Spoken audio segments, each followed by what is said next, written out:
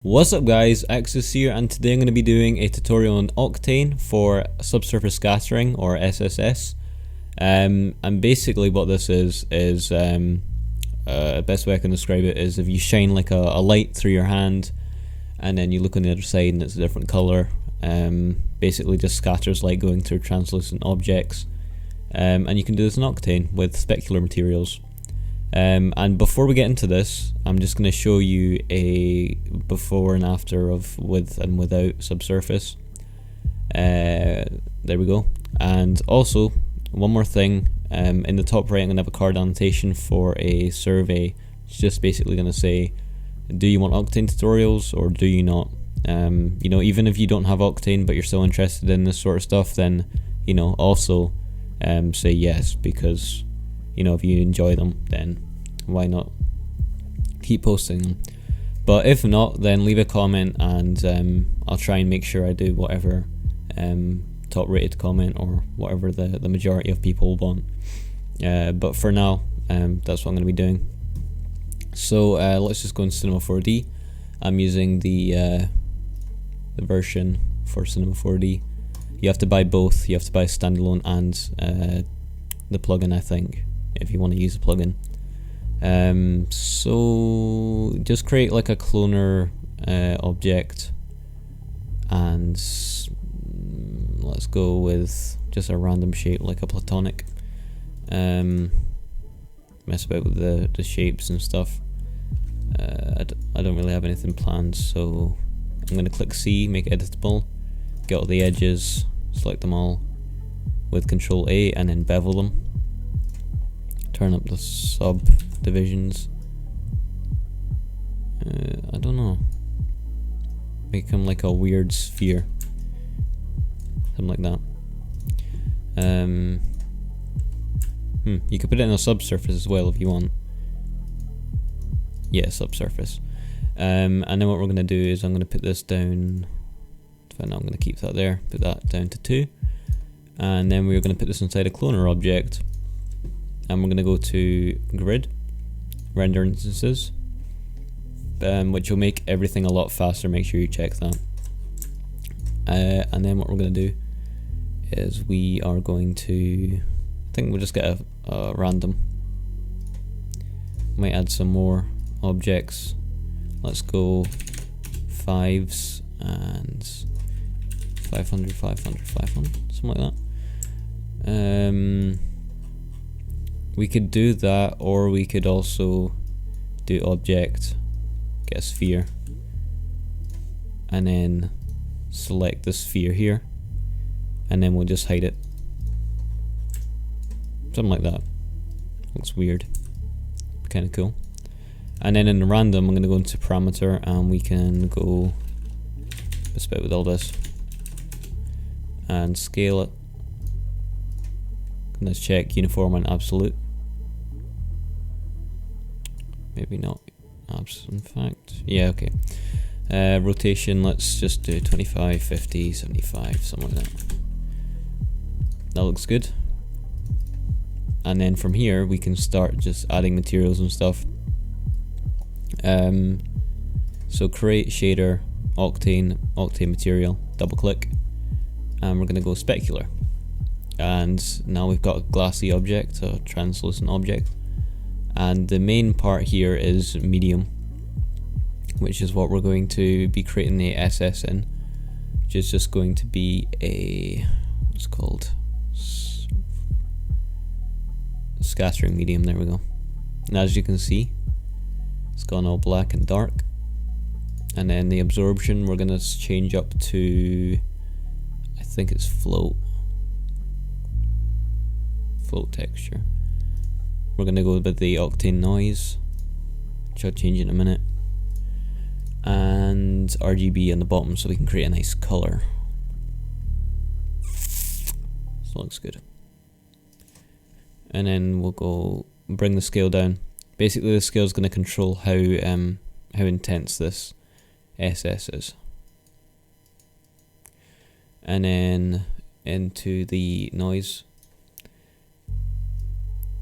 go with, I think I like circular for this 2 on the octaves, and I'm just going to leave everything else.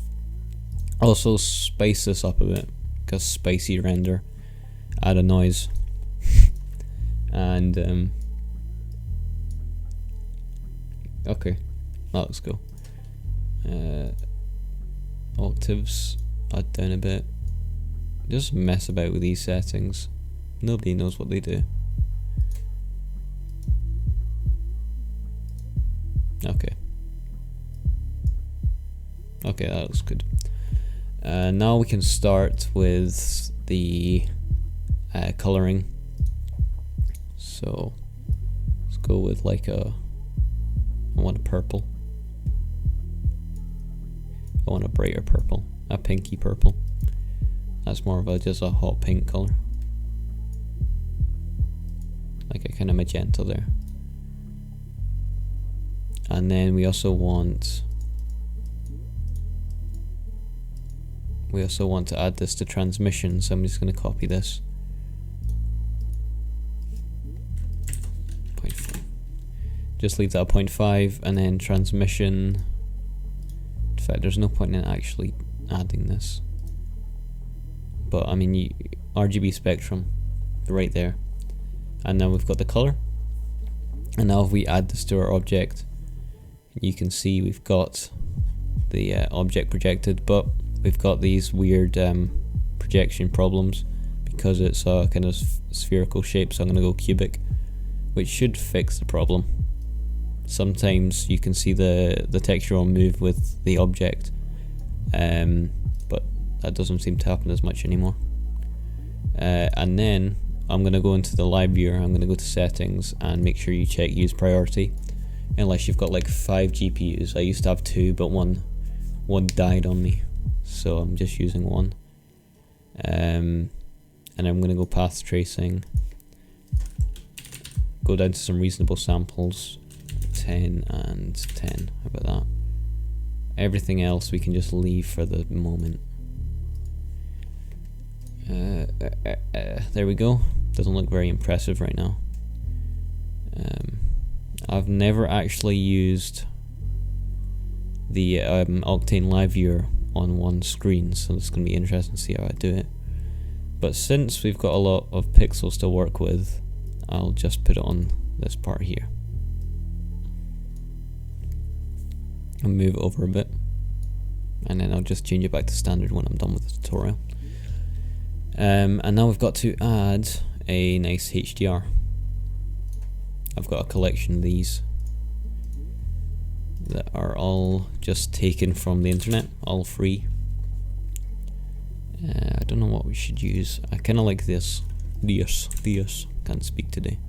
This one here, reference image, will create more reflections, but I don't know if I like it. So I'm just gonna mess about. A lot of your time will just be spent choosing different HDRs, to be honest. That's what I do.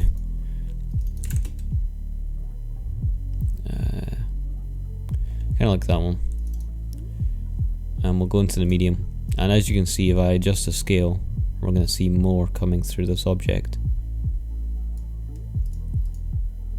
Just into... yeah. Okay, I'm going to leave that there.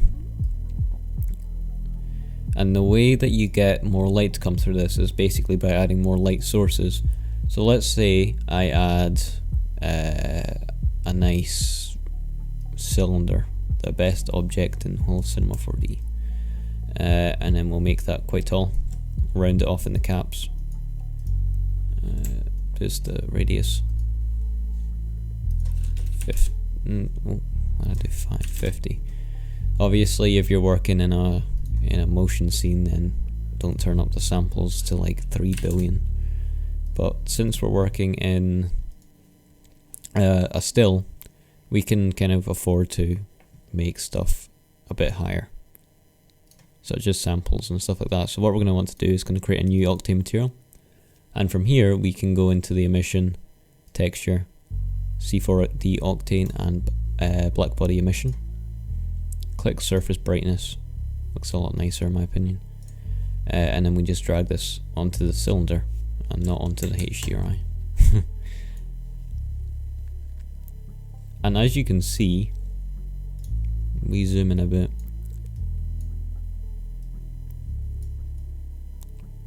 You can see the object shining through this and reflecting, and also refracting off these other objects inside here, which looks very nice. So as you can see, if I turn off the HDRI, it also looks very nice, because the only light source we're getting is the one that's in the scene, which is just lighting up the middle ones, which is looking very nice. We can turn up the SSS, which is just a scale. So if I turn it up like ridiculously high, then I can go into the emission, turn up the power again, see if I can actually break through this. You can see it's kind of breaking through, but not very well. Just because the scale's so high.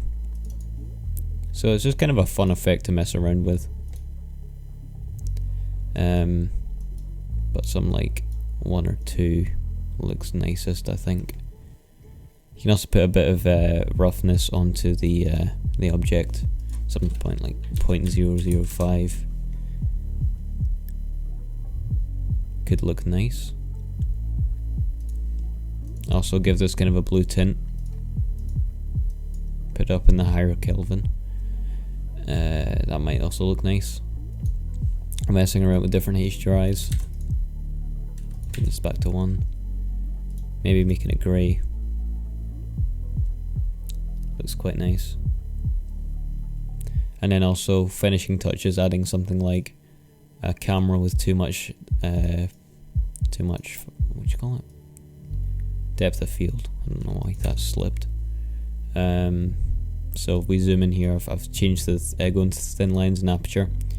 This is a ridiculously low f-stop, and the camera, like with this kind of lens, would cost quite a lot. But this is Octane, and we've already spent money on it, so I'm not buying a camera for that. I can just do it here. As you can see, got some nice blurred out bits around here. And then also we can do stuff like add some post-processing, creating some nice little bloom effects if we actually switch it on.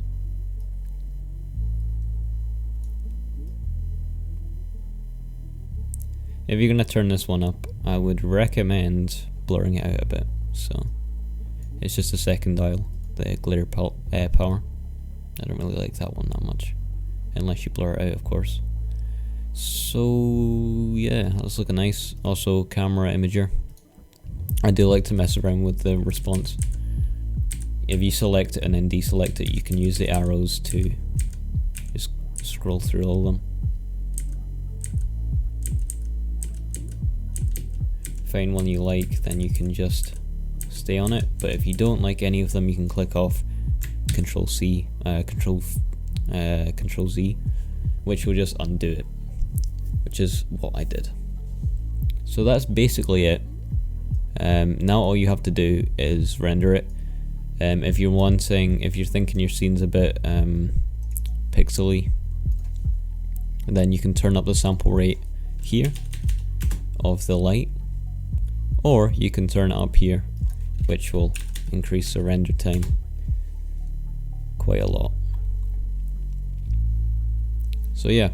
Also, if you're doing a still image, I'd recommend using this ratio here, because if you use this ratio, then it just really reduces a lot of blur and pixelation as well.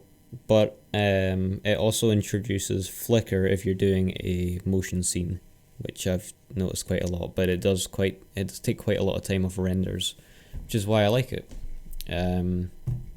So yeah, that's basically it. And then once you're ready, then you can uncheck this, which I'm not going to do because my computer will die. And then you render it. So yeah, thanks for watching, and I'll see you guys in the next tutorial. Remember to like and also comment what I should do next, and make sure you vote in that survey, because I need to know if I'm doing something right here, or if you guys want a different kind of tutorial. So yeah, see you guys in the next tutorial.